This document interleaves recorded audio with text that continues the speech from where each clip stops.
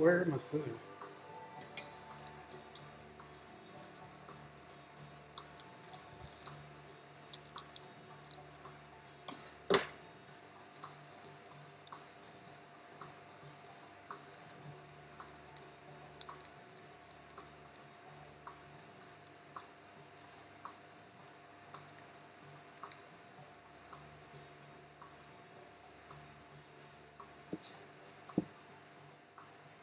Okay, cool. You can turn the music down.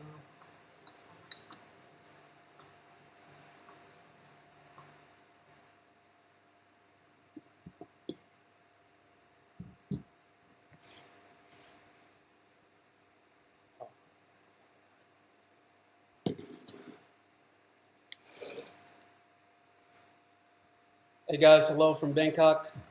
Gonna get going here in a second. Having a nice fancy bowl of Kuay Jap. This is like a traditional Thai Chinese dish where we've got these kind of squiggly little noodles, little slimy kind of slippery noodles that have been rolled into like this kind of, I don't know, magic carpet of noodle. It's a rice noodle. It's very thick. And it comes with some great stuff inside. So this is like a traditional 5-spice kind of broth. It's very brown, very, very murky, very peppery. And this particular dish comes full of pork. Usually you would also have like the funky stuff, the intestines, the probably some liver, some blood in this dish also. It's a very common man's dish, very kind of working class dish, cheap to eat, cheap to make usually. It's still available in Bangkok, quite easy to find, but hard to find a great place. People in Bangkok who can find a great Kuay Jap vendor usually frequent them pretty often or send people to buy it for them and eat it just like I'm eating it today, eat it at home. And you've also usually got some other surprises in here like these nice sized dumplings. So this is the type of dumpling, a more Chinese style. You can just tell by the way it looks. Most of the Thai noodle places, you wouldn't see this type of dumpling in your noodles. You would normally see more of the what's most common is more like packaged dumpling. So that is Kuay Jap. The people like it because it's pretty filling. You can add some chili to it. You saw me adding some chili to it earlier. Also, it comes with even when you have to go, they still give you all the condiments. You got some fish sauce. You got some vinegary type sauce here to add to it also. And then they give you this pack that I usually spill everywhere. This pack of sugar and chili. Just like any other noodle stall.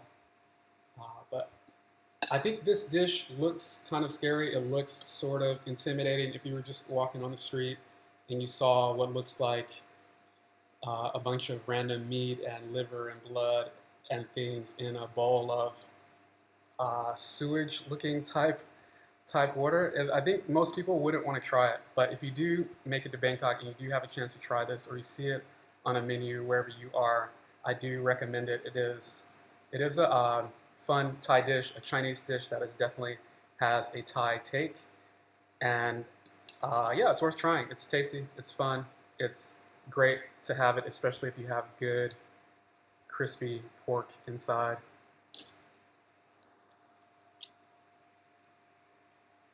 And very cheap. It costs about $1.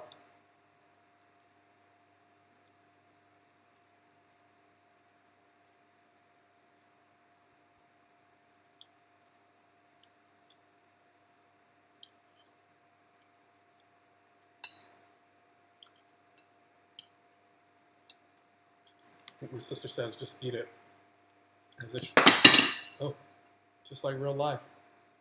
Me dropping stuff. As if she was worried I was going to eat it. What was that about? So it's very tasty, very, I would say salty and peppery is the main, most dominant flavor. It's definitely a pork-based broth, so you got like a rich meatiness to it. Yeah, tastes like tastes like meat that's been stewing a long time. Even a little bit of that offal flavor, like OFFAL, the whole kind of liver and intestines kind of flavor in there that you can taste just from tasting the broth.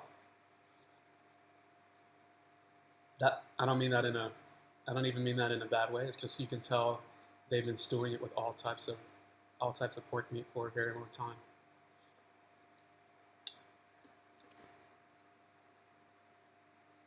And these little dumpling things are pretty big.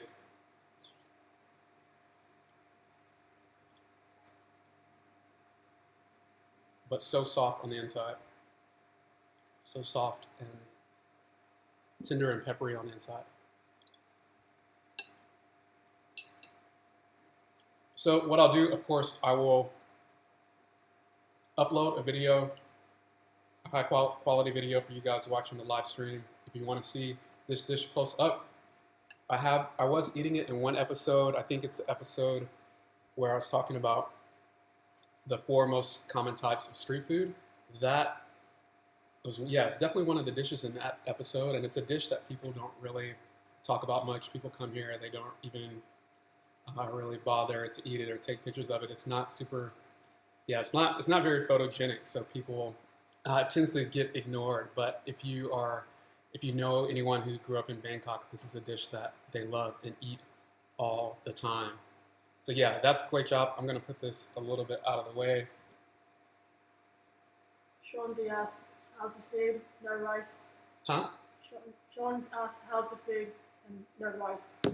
Yeah, this dish you normally don't eat with rice. I guess you could pour it over rice if you wanted to, but it's a typical noodle dish where your noodle is actually the main starch component. And yeah, it's a quick meal. People eat it on the go. They pull up, eat it right on the street side, and take off, or they pull their motorbike up, or their Benz, or whatever, however they're rolling. They pull up kind of right next to the car and just grab it to go. So yeah, very typical, very common street food. And also, I should say hello and thanks to Ali. She's behind the scenes. I'll turn this around so she can wave, helping me answer you guys' comments. I intend to do a live stream more often, but we had some technical difficulties. Last time we had homemade Sri Lankan food. It was actually a pretty beautiful meal, but the sound didn't work. So we've been testing some things out, kind of scratching our heads today and running around trying to make sure all the sound and everything sounds good. So if you can't hear me or you're having any issues with the sound or the playback or anything, please let me know. I would love to get the kinks sorted out today. That way in the future when we do this, or we feature other food, you'll be able to both see it and also hear the explanation pretty well. And we can cover some things that maybe I want to cover on my own or I don't get a chance to talk about. For example, this past month, I think I posted about 4 or 5 kind of fancier Thai restaurants. I think those episodes or my sponsored episodes are sponsored by a booking app, an instant reservations booking app called Chope. This particular company, they do kind of nicer restaurants. So the content that I do for them isn't normally street food, but what a lot of people are interested in is street food. And I've even kind of seen people saying like, okay, if you come to Bangkok, you should only eat street food or something like that, which is crazy because yeah, the best Thai food in the world is here, right? Like, why would you come here and not want to experience the other stuff? I think what happens is people are intimidated by the price. I think both, yeah, intimidated by the price and also, at least for Bangkokians, there's an expectation. People who live here kind of expect food to be cheap, and a lot of times because food is so cheap, it creates a lot of other problems. Like housing situation, we've kind of outpriced a lot of decent restaurants and a lot of street food. We want it to be easy and accessible, but it's actually, if you want good street food, it's usually not easy to find. You usually do have to kind of get sweaty, go looking for it, walk through the markets, see what's available in the markets, and yeah, you guys see me sweating and wearing out 2 or 3 t-shirts on a real kind of street food outing. Yeah, so it's hard to find. There's also some issues like people being able to make a living from that food, about using completely cheap food that we know is coming from, you know, if you've seen a lot of these documentaries where the food is actually coming from kind of like slave situations, like slave boating, a lot of the shrimp boating, a lot of the trawling boats and stuff that we know is happening in Thailand. So that's an issue too, and that's especially an issue with cheap seafood that you see both on the street and in the supermarket in Western countries. So that's something to kind of be aware of. Like I love street food, but it's the thing that people don't really talk about. What is the real result of what happens when you only pay $1 for your noodles, or $1 for whatever food you're eating? And like, do those people, are they able to make a living off of the food that you're actually eating? I don't know. It's something that we should talk about and discuss. And I know for sure, what I do know for sure is that people are incentivized to take shortcuts, right? If you want to know why there's so much MSG, why there's ingredients like formaldehyde and random stuff in some of the preserved fruit and things like that, or even why there's pesticides and other stuff. I think it's a lot of that has to do with people in a rush to make food and aren't paid enough, or it's just not worth it to them to take that extra step, because it is actually a lot of work to make delicious and ethical food. So yeah, that's part of the discussion that doesn't really happen. There's also some things that you may not have seen in those videos, some dishes that I probably didn't get a chance to showcase. I think the first place that we were at, was it's like a drinking snack and drinking place. That place is really interesting. I think it's really affordable too. Like I think 100 to 200 baht per dish. They're small dishes, and you know, you're supposed to sit there and drink and eat with friends. But I think that level restaurant, if you're really afraid to, if you're really on a tight budget, or you don't really want to um, risk paying for more expensive food and don't know the quality of it, or don't know how it's going to taste, or if you're going to like it, that would be the type of restaurant that you should look for, because it's still quite cheap. The ingredients are quite high quality. They have some really delicious, tasty things. In the street food tour tuk-tuk video, I tried to show another dish that they do called Nam. That dish in particular is pretty awesome and addictive. If you go there, you should definitely try that. They even do strange and random things, like they had hand toasted some watermelon seeds that were, I think, had kaffir lime in them, and they were also salted. So it was delicious, a great thing. I ate the bowl. We didn't get to feature that in the video because of that. Some of the other ones, like Ladoo is the other end of the spectrum. So you have this real like entire spectrum of Thai food restaurants in Bangkok, and you kind of need the whole ecosystem. You need both the higher end stuff like Ladoo, that was more of the fine dining Thai restaurant that we visited, where they have all kinds of funky stuff. I think in the video I ate a chu curry, but the chef had seen me before. We met a couple times, so he was like, "Oh, are you leaving now? Can you stay around and eat more food?" Yes, I can stay around and eat more food. So he started bringing out a bunch of dishes, some really funky experimental stuff. One thing he brought out was and you see this for a second in the video. If you watch that video, the Ladoo video closely, there's actually what looks like ice cream is actually an ice cream made from snakehead fish. So it's a very weird dish because it's very savory, but it's ice cream, and it tastes like fish and grilled fish that was very common to eat on the street. I know a lot of you guys watch Mark's videos. If you've seen some of the block pow, or basically the grilled fish with a base plume of smoke, and it's like completely salted and crusted on the outside. Odds are that that is the snakehead fish that you've seen. So he's made that into an ice cream, and yeah, it looks beautiful, tastes very weird, but it's that kind of food that is on a like futuristic experimental level that is at the other end of the Thai food spectrum. And we need that kind of food because there's a lot of chefs like Chef Khon that are bringing back some ingredients that have either been lost to time or are only available in the provinces. There's some fruits, some vegetables. Sometimes it's they use meats that are sourced from very hard to find places.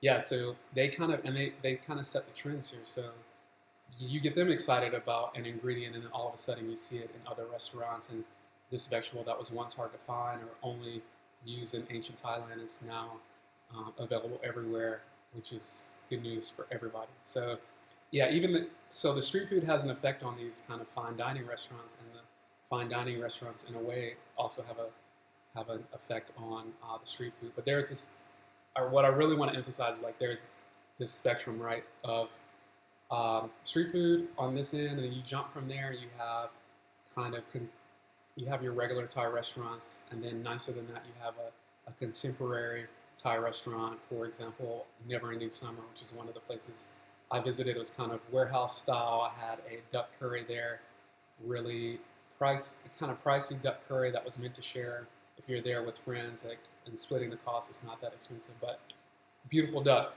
beautiful ingredients, great produce inside of it. I think it had lychees and grapes and things. And they had another dish there that you won't see on the menu. It pops up in the video. It's called mee gatit. That particular dish is pretty. If you look at it, it's pretty unappetizing. It's these pink noodles covered in this kind of like gravy thing, but you can't find it anywhere, and that's because it's a really old school dish, and it was really tasty. But we chose to do the duck curry instead because it was more photogenic. So, of course, when you're reading blogs and stuff, there's always some food on there that doesn't make it to the actual blog post, or maybe people don't know what it is, or they see it and they try it and they can't really tell you why that particular dish is important. And then you go from that type of contemporary dining restaurant, and there are others. That's probably the biggest category. So there's sofu mahana corn. You have supanika, which is also quite popular. All of your the local not all of these restaurants are the largest category. Contemporary Thai restaurants use nice ingredients. They use quite a bit of spice. Someone was asking about the spices Thai restaurants. I would recommend some of those if you're interested to try, and also have great ingredients and great food too. And then you have another step up before you get to the fine dining, which is maybe the experimental Thai places like you saw with the final video. The final video was a place called Osha. That place is really, it was really like overly fancy, a little bit fancy for a lot of you. A lot of you mentioned that it was too much. You can tell probably in the video I was annoyed because they made me change my pants, like no shorts inside, which is pretty ridiculous. But the food itself was both experimental and also identifiable, which is a little small category of Thai restaurants. A lot of the experimental stuff like laddu may not be identifiable to most of the people who are eating it, especially if it's just people who saw that they have high ratings on TripAdvisor. So they may not know necessarily what snakehead fish is. But in this particular case, a place like Osha, they're doing fancier stuff, but this stuff is still identifiable. So what you didn't see in that video is they had like a river prawn pad thai, super giant, beautiful prawns, and also super beautiful prawns, and also identifiable dish pad thai that was really gluey and tasty. But I thought it was almost too common, so we ended up featuring that particular episode the scallops, which was hard to compete with too because they had the flowers all over and super delicate and super pretty looking, I guess. So which is always a consideration for YouTubers. If you also have a YouTube channel, you'll understand that struggle. So yeah, that's a little bit of the behind the scenes. I will try to post some footage for you. I guess. Let's see how are we doing on time. Any questions? Yes, for a few questions. Yeah. Sure. Ishan asks, "What do you do in Bangkok for a living?" What do I do in Bangkok for a living? I'm actually I freelance write, so I write for magazines and restaurants. So I'm not so okay. Yeah, I do make videos when I'm at a restaurant, but oftentimes I'm there because I'm actually there on assignment. So it's not that I've contacted and said, "Hey, I've got a fancy YouTube channel. I got so many viewers. You should give me free food." It's more usually along the lines that I'm writing for a publication. So I write for that particular publication, and I get paid from that. And then if I'm there and I can also make a YouTube video, then hey, that's like a bonus, really. I do my, I guess, so that's work. And then for play and passion, we do a food kind of teaching kids to cook food, justice, feeding people that would otherwise be hungry. They do tend to be, are almost entirely people who are here applying to the UN, applying for some help to the UN, but it takes a long time for them to get help. So I'm helping some of the families that have a harder time, both to get food and also helping them with housing, securing housing, because it's usually their largest expense here. And then that usually takes up most of my time. So I get a lot of requests for people who want to meet up and things like that. I don't really have a whole lot of time to meet up, and I'm not a full-time YouTuber like some other people. Well, like for example, Mark. He does a really great job. His editing is great. His video quality is great, but he's also gets to do it full time. So it's a whole other level. It's a whole other level once you get to that point. What I'm doing right now is I'm both trying to promote some of the food that I see here that isn't really covered, and some of the stuff that I'm eating when I am writing my articles and things like that. I may be working on a Bangkok guide, but that's news for later because I have a whole lot of work to do to get there. But yeah, so while I'm out, I'm also trying to shoot some videos, and when I do my research, I try to shoot a little short thing and edit it as fast as possible and put it up so you guys can check it out and enjoy. But yeah, I'm a little flexible, like if you do have a request or if there's something that you want to see covered. But yeah, it's been interesting to see so far what people respond to, what they don't respond to. Yeah, so I'm always curious to know what you all think. And then she's going to read another question while Okay, grew up to go asks, "Do you eat chitterlings? Is that what Kuay Jap tastes like?" I chitterlings. I think she means chitlins. Chitlins. Gway. Gway chop does not taste like chitlins. Like the flavor is not that strong. But if you were to leave pork stewing, whether it's the intestines or whatever, you do get a kind of rich flavor like that. This one is not that strong because Bangkok people, everybody knows Thailand for spicy food and stuff, but people in Bangkok aren't as adventurous as people in the provinces. So, like, you'll see people who live in the south where the food is spicier. When they come here, they can't serve the food the same way they would in the south because people can't eat it. The Bangkok people can't eat it because they're like people who work in offices, and they can't have super spicy food and then have to go back and sit in an office for 4 hours and be running to the bathroom or something like that. So the spice tolerance is lower here, still much higher than like the U.S. or somewhere. But yeah, they're and also in terms of the adventurousness when it comes to food. So they actually don't like a lot of blood and intestines and liver and things like that. They will eat it, but they won't eat it as often as they'll eat other stuff. So you will. So all of those places that serve that will usually give you the option to have it with or without. What else? Darian says, "Eat more chili." And LK says, "I love your channel." Cool. Thanks, Darren. Well, I think that's all I wanted to know. I wanted to know if I could live stream and it would work, and I could talk to you guys and eat a little bit and talk about street food, talk about fancy places. I guess I'll say goodbye for now if you guys don't have any more questions. There's I think one my oh, okay. Ishan again says, I have a suggestion. Maybe you should try go review a restaurant of a non-cuisine like Indian or American in Bangkok. Like, Indian or American? Actually, I love Indian food. I don't eat in a lot of Indian restaurants because I do work with some Pakistani refugees here. I eat more homemade Indian food than anything else. American food, there is definitely some here. I have an article on my blog called, I think there was American Food Week, where I listed a couple of American restaurants.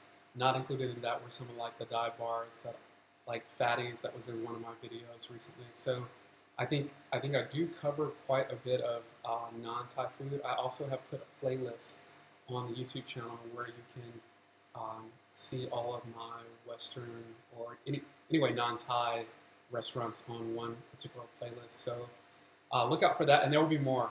This month, my upcoming videos are all Western restaurants. So to balance that out, I'll be doing a bunch of street food stuff this month. But yeah, it'll be both fancy Western places and also me running around and street fooding as normal. Yeah, so that's a little bit of a preview of what's coming up. Also have some stuff that I still haven't posted, like from north of Thailand, where I visited an organization that produces these beautifully like handmade dishes and bowls that you see me using at home. Not too pricey. I think it's 400 baht for this bowl. This is a bowl that if I'm having noodles from the street that I'll be eating out of, like fancy homemade bowl. I don't know if you can see on here, but even the mouth of the bowl is a little bit crooked. All right, so you can tell that it was handmade. And yeah, I quite like the design. But I went to a place there called the Na Fa Luang Foundation, and they have an industry project where they use people from the hill tribes, especially right there on the Burmese border, to do like really nice coffee, to do this type of product, these pottery and things like this. So handmade things, and also they do textiles. So I actually took so much footage there. It's taken me a really long time to edit that, but that will be coming this month also, and some more videos from Rayon. This particular month, there's also Songkran. So I don't know what we're doing, but I might get brave enough and actually venture out to some places in Ray, and well, maybe in Bangkok. So I think I'll be stuck here for Songkran. So you might see a video popping up too of maybe what a typical Songkran looks like for average people that maybe aren't partying or anything, just kind of hanging out. I think it'll be mostly me drinking and eating at home and letting the kids play in front of the house. So, or if not, because I'll be stuck at home working and avoiding the water fights, during this particular festival. If you don't know Songkran is the water festival where people throw ice water and shoot each other with water guns and everything for about 3 days. So it's a pain to go anywhere if you don't have a car. But during that time, I may try to do another live stream or get on and maybe post a video of what Songkran is like, and maybe even a little bit on the history and the culture of the actual holiday itself. It's kind of interesting, fun day. It's like the entire country turns into a water fight. So cool. What else we got, Ali? Ishan again says, would you suggest go volunteering in Thailand? I just graduated high school. Would I suggest going to volunteer in Thailand? I think it's actually pretty tough to find volunteer opportunities in Bangkok. Once you get outside of Bangkok, for example, a place like Nassau, which is up on the border, where they work with quite a few Burmese refugees, where the issues are, where there's a greater need. I think that's really interesting as in terms of a place that you would go and volunteer. And they have a couple of different organizations and things that you should work with. So I know a lot of people talk about orphanages and stuff, but I think there's a lot of other needs that people there have. For example, hospitals, right? So you can volunteer to be a first responder, or even if you're thinking about bringing donations or something like that, instead of bringing like clothes or things that people may or may not be able to use, we're coming over and bringing medical supplies to a place pretty far in the countryside is actually much more beneficial than if just like bringing some clothes and stuff that people can actually get here. So I think yeah, there are some volunteering opportunities. I would say look for some reviews of them so that you kind of get an idea of what's available out there, and don't let the paid volunteering scare you away, because actually volunteering, I get a lot of emails about volunteering, people that want to volunteer with me. It's actually a lot of work to work with volunteers, because they come in not knowing anything, and by the time they figure out what's going on, it's time for them to go. So it's actually a real strain on an organization, especially if you can imagine a lot of Thai foundations aren't really going to speak much English, and they're already strained anyway, so they're also not going to have extra staff to deal with the volunteers. You can send me a separate email about that, and maybe depending on the part of the year that you're visiting, there might be some opportunities either with my organization or with the organization that I know that I can pass on and share with you. Still in school. Is that it? Mm-hmm. Cool. Well, again, this was like an experiment. I just wanted to see if it would work, and didn't want to make a giant meal and then the live stream didn't work. But glad it works. Thank you guys for watching. Thank you for your comments. Thank you for everybody who liked that last video, the chili video of chili eating video up in the north at Adams Organic, maybe about 2 hours from here. Those chilies are really spicy organic chilies. They had they tasted quite nice at first, and they're not intimidating. So you could have, I think anybody could have eaten the first two as long as they didn't chew them up a ton. But after that, they definitely came back, and you get this like burning sensation in a place at the back of your throat that isn't really easy to pacify with like water or bananas. I don't know why we're eating bananas. That was a terrible idea. So if you're eating chilies, don't chase them with bananas. The best thing that I had was probably the butternut squash. If you're gonna eat a bunch of chilies, chase it with something thick and cloying like butternut squash or something. Yeah, but great to see everybody excited about that episode. That was a fun place, and they support what we do with the charity. So really cool to visit them. Cool, thank you all. I think this is getting long already, so I'll be back with another live stream. I'll try to post it in advance so you know when it's coming and more of you can join. If you're watching this recording, thank you also for watching, and look out for the bonus footage of the Kuay Jap. Try Kuay Jap if you can, and peace. I'll see y'all later. Say bye, Holly. Bye, everyone.